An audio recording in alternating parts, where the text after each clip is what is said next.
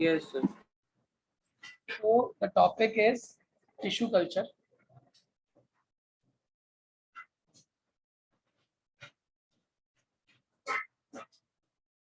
और tissue culture में पहली चीज हमने जो कल लिखी थी, आपको याद भी होगा, क्या थी? कोई बताएगा आप में से?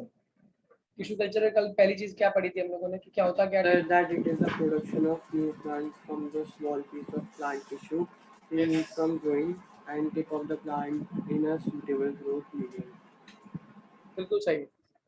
उसके अंदर हम टिश्यू के एक पर्टिकुलर पार्ट से, मतलब बेसिकली ग्रोइंग टिप से, उसको हम लोग एक प्रॉपर मीडियम प्रोवाइड करते हैं और वो मीडियम की हेल्प से उसे ऐसी कंडीशन देते हैं कि वो ग्रो कर सके। ठीक है, तो इसको लिखना कुछ इस तरीके से, मैं लिखवा दिया था डेफिनेशन आपको नहीं? Yes, sir. खाली definition लिखी थी। अब देखो टिश्यू कल्चर में होता क्या है, इसमें कुछ स्टेप्स लेने पड़ते हैं। Steps involve in tissue culture. First कह रहा हम क्या करते हैं, प्लांट का एक छोटा पीस ले लेते हैं।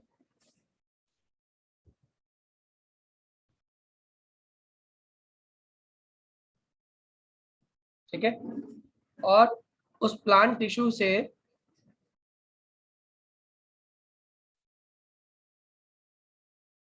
उस प्लांट टिश्यू को लेने के बाद जो उसका ग्रोइंग पार्ट है,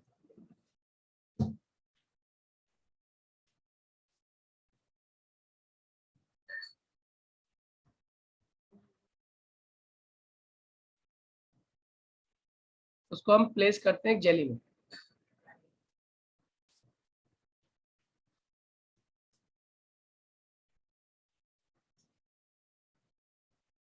कहाँ प्लेस करते हैं? जेली में, जिसमें पहले से न्यूट्रिएंट्स है, कंटेनिंग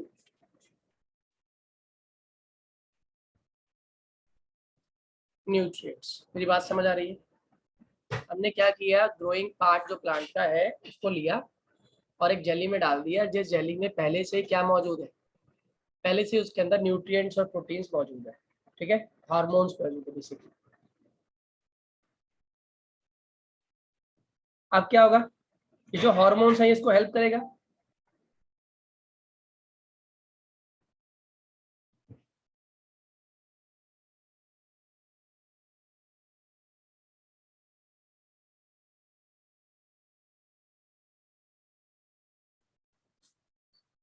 जल्दी से डिवाइड करने में, है ना?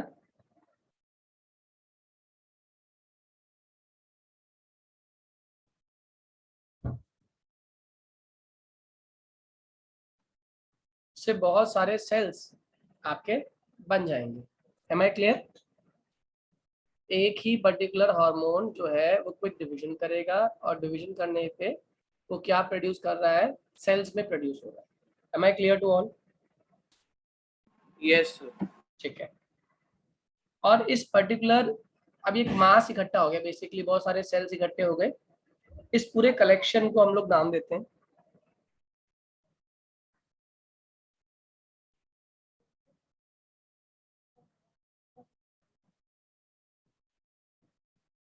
Shapeless lump.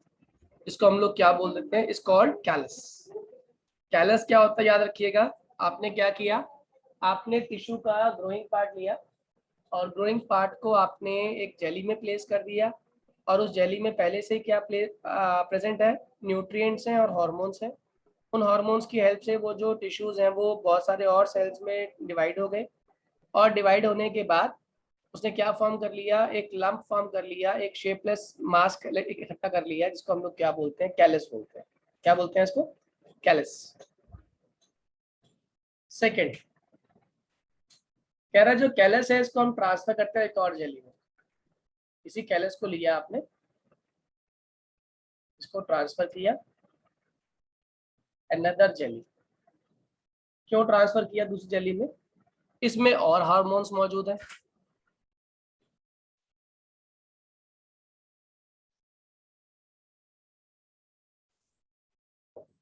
इसमें बहुत सारे प्लांट हार्मोन्स पहले से ही मौजूद है। ठीक है, और ये हेल्प करते हैं, विच हेल्प्स टू स्टिमुलेट, यानी कि स्टार्ट करना which helps to stimulate and grow roots, यानी कि उसी के अंदर से उसी पर्टिकुलर जो शेपलेस लंप बन गया है उसको जो हमने अलग से एक और जेली में पास किया, इस जेली के अंदर पहले से एक हार्मोन है, जो हार्मोन क्या हेल्प कर रहा है, क्या हेल्प कर रहा है हार्मोन, जल्दी बोलो। Growing of roots. रूट्स को ग्रो करने में ये हेल्प कर रहा है। Am I clear to all? हाँ या ना? Yes sir. ठीक है, आगे आ जाओ। अभी भी खत्म नहीं हुई ये प्रोसेस। अब जिसके अंदर रूट्स आ गई है उस कैलस को लो एक और जेली में डाल दो। क्या लिखोगे? This callus with roots transferred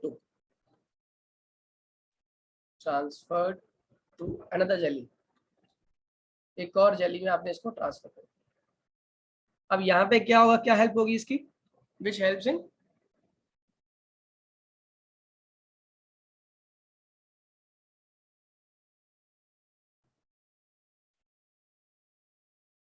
stimulation of shoot.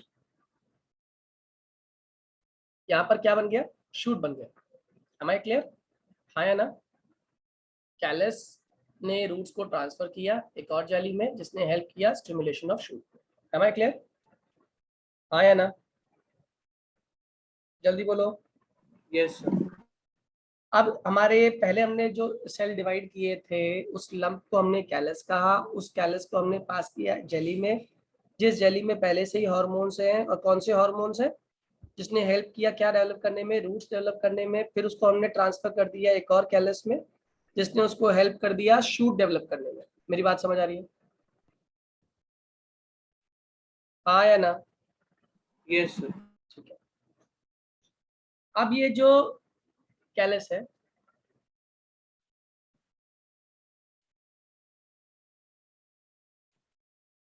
इसको हम डिवाइड कर लेते हैं। दिस कैलस इज डिवाइड मतलब separated, basically separated into tiny plantlets. इधर रखना, इसको छोटे छोटे छोटे प्लांटलेट्स में हम सेपरेट कर लेते हैं,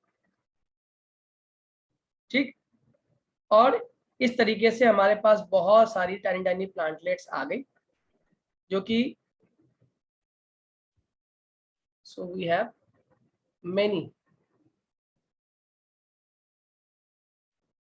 टाइनी प्लांटलेट्स, ठीक है। अब इन प्लांटलेट्स को लो और कहाँ ग्रो कर दो, पॉट्स में, ठीक है ना।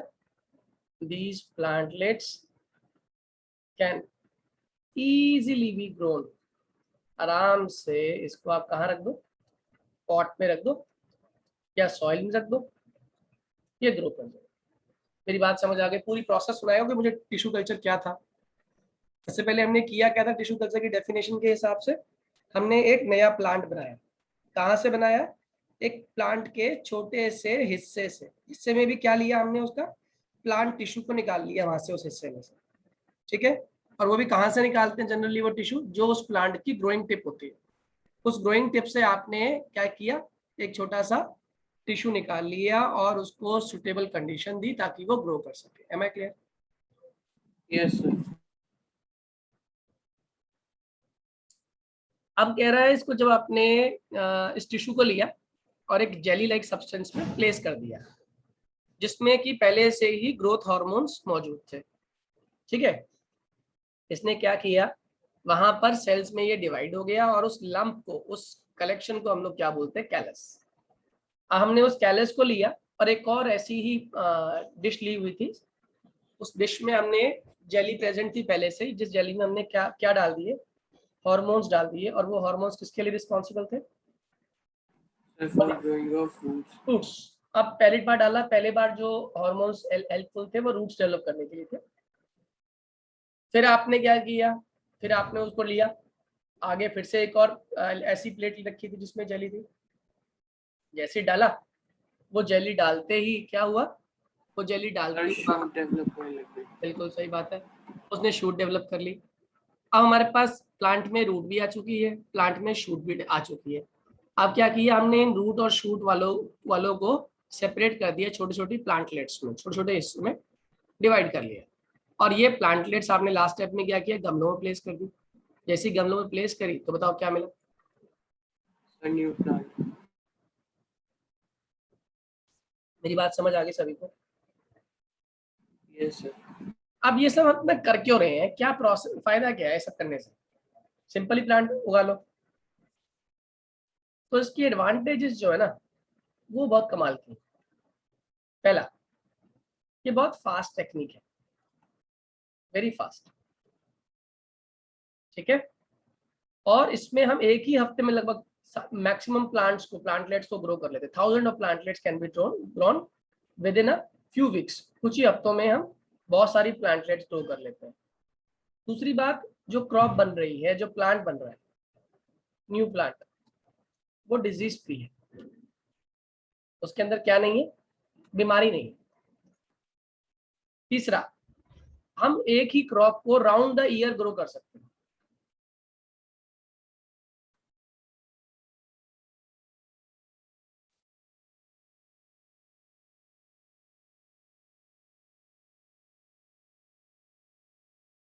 मेरी बात समझ आ रही है? यानी आम आपको पूरे टाइम मिलेंगे। ऐसा नहीं है कि गर्मियों में भी आते हैं आम और सर्दियों में भी आपको आम मिल जाएंगे। Am I clear to all? और यस बहुत सर। छोटी सी स्पेस में, बहुत छोटी स्पेस में आप ये सारा काम कर सकते हैं इस रिक्वायर्ड। एंड एडवांटेज बहुत सारी, जल्दी बोलो, एडवांटेज दिख गई सभी को? Yes sir.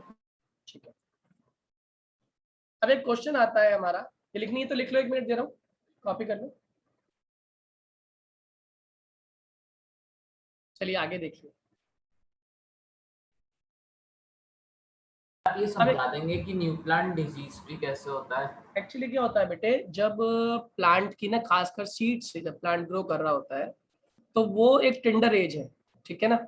उस एज में प्लांट के सीड को प्लांट के ऊपर अटैक होने के चांसेस ज्यादा होते हैं। जैसे आपने देखा होगा, डिस्कवरी पे भी देखते हैं हम कि जब जानवर छोटा होता है तो उसका उसका शिकार होने के चांसेस ज्यादा होते हैं। लेकिन जब वो धीरे धीरे बड़ा हो जाता है, अडेप्ट कर लेता है अपने आप को कंडीशंस के हिसाब से, तो उसके शिकार होने के चांसेस बचपन की कंपैरिजन में, उसकी टेंडर एज कंपैरिजन में बहुत कम हो जाते हैं। हाँ या ना? Yes sir. बस यही यही कंसेप्ट हमारा प्लांट्स के साथ भी होता है। ठीक है, समझ आ गया? Yes sir. चलिए आगे की बात करें। अब वो कह रहा है कि क्या ऑर्गेनिजम्स एग्जैक्टली कॉपी कर लेते हैं? Do organism create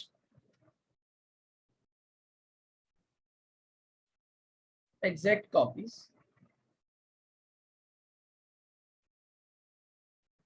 of themselves and asexual reproduction? कह रहा है क्या ऑर्गेनिज्म क्रिएट करते हैं एग्जैक्ट कॉपीज अपनी एसेक्सुअल रिप्रोडक्शन के थ्रू? तो आंसर आप सभी जानते हैं कि जो एसेक्सुअल रिप्रोडक्शन होती है, इसके अंदर जो नई जनरेशन है वो अपने पेरेंट के साथ आइडेंटिकल होती है, एग्जैक्टली सेम होती है। इसको हम लोग क्लोन्स कहते हैं। बताओ क्यों? बताओ क्यों? सर क्योंकि खाली एक ही पेरेंट इन्वॉल्व होता है और यस, उसी के कैरेक्टरिस्टिक्स होते हैं। और दूसरी बात, कोई वेरिएशन नहीं होती उसमें, है ना। Yes sir. इसका आंसर लिखेंगे, the new organism produced by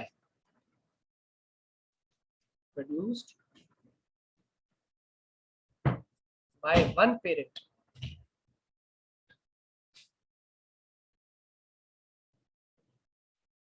through asexual reproduction always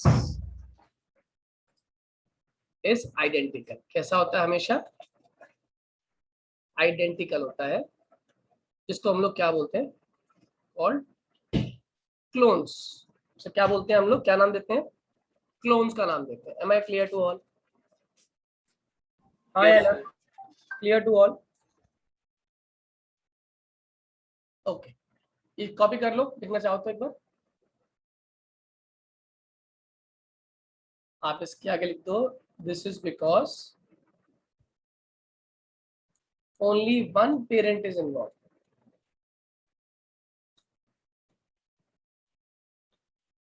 Hence, no variation takes place. Am I clear? Yes, sir. Copy कर लिया सभी ने? Yes, sir. और कोई साथ में एक नोट और लिख लेना आप लोग कि इंपॉर्टेंस ऑफ वेरिएशन आप जानते ही हो क्या होती है। Variation increases chances of survival. Variation increases chances of survival. Survival के चांस इंक्रीज करता है हमारा वेरिएशन। ये बात याद रखेंगे सभी लोग, ठीक है? Yes, sir. चलिए आगे आ जाइए। तो ये तो हुआ आपका ए सेक्सुअल रिप्रोडक्शन, यहाँ पर खत्म।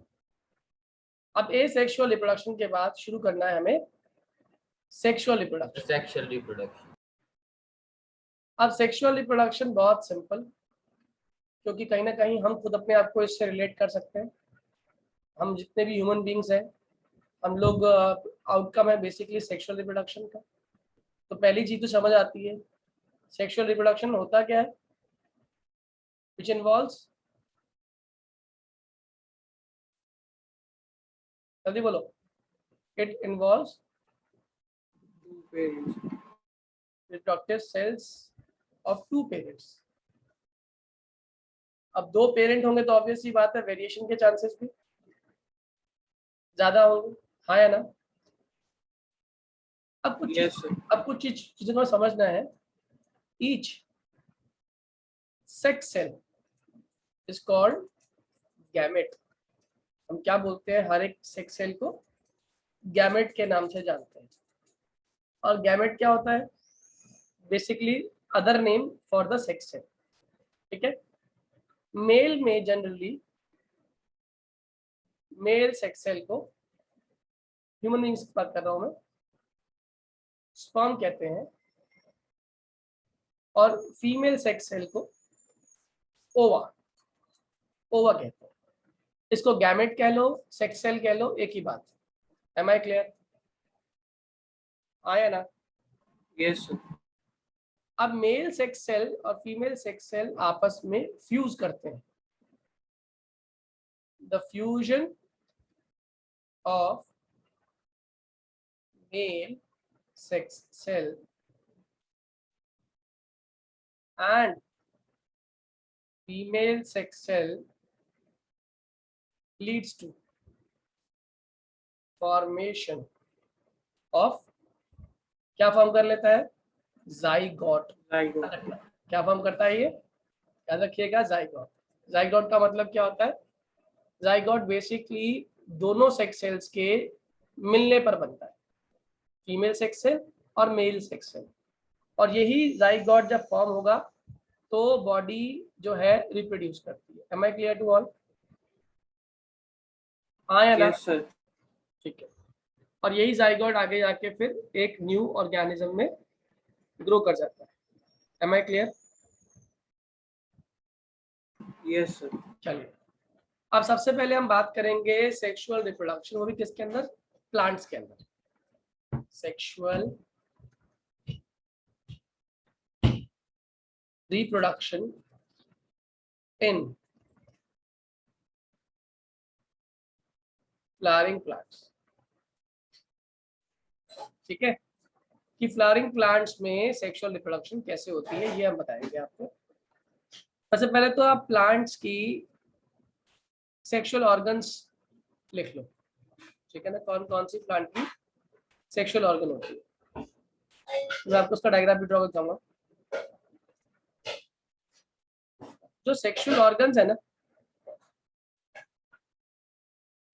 इन प्लांट तो कहाँ पाई जाती हैं? फ्लावर में। आर इन इट्स फ्लावर्स, उसके फूलों में पाई जाती है। दूसरी बात कह रहा जो फंक्शन है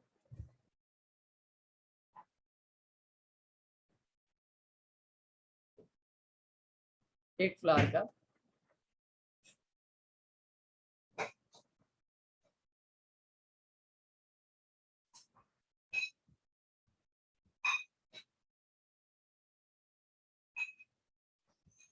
तो क्या फॉर्म करता है लगातार? फ्लावर बेसिकली लगातार मेल गैमेट और फीमेल गैमेट को प्रोड्यूस कर रहा होता है। मेरी बात समझ आ रही है? क्या करता है वो? मेल गैमेट मतलब मेल सेक्स सेल और फीमेल सेक्स सेल्स को लगातार प्रोड्यूस करता है। ठीक है, और ये ना केवल प्रोड्यूस करता है बल्कि ये इंश्योर भी करता है गैमेट प्रोडक्शन एंड इंश्योर, ये कंफर्म करता है and ensure that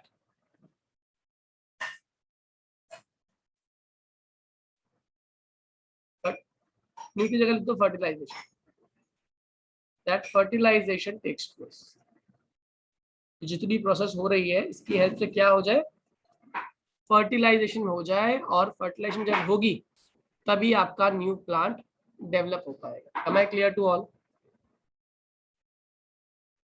Yes, sir. सबको समझ आ गया? एक बार ये कॉपी करो फटाफट जल्दी से, सेक्सुअल रिप्रोडक्शन प्लांट्स क्विकली।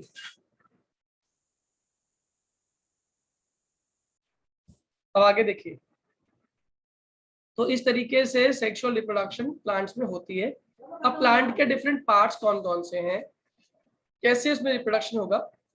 पर वो तो फ्लावर्स में होता है ना। बेसिकली फ्लावर की हेल्प से सारी चीजें हो रही हैं। ये रिप्रोडक्शन भी फ्लावर की हेल्प से होता है, क्योंकि फ्लावर ही मेल गैमेट और फीमेल गैमेट प्रोड्यूस करता है, जो आपस में फ्यूज करता है और नया प्लांट बनता है।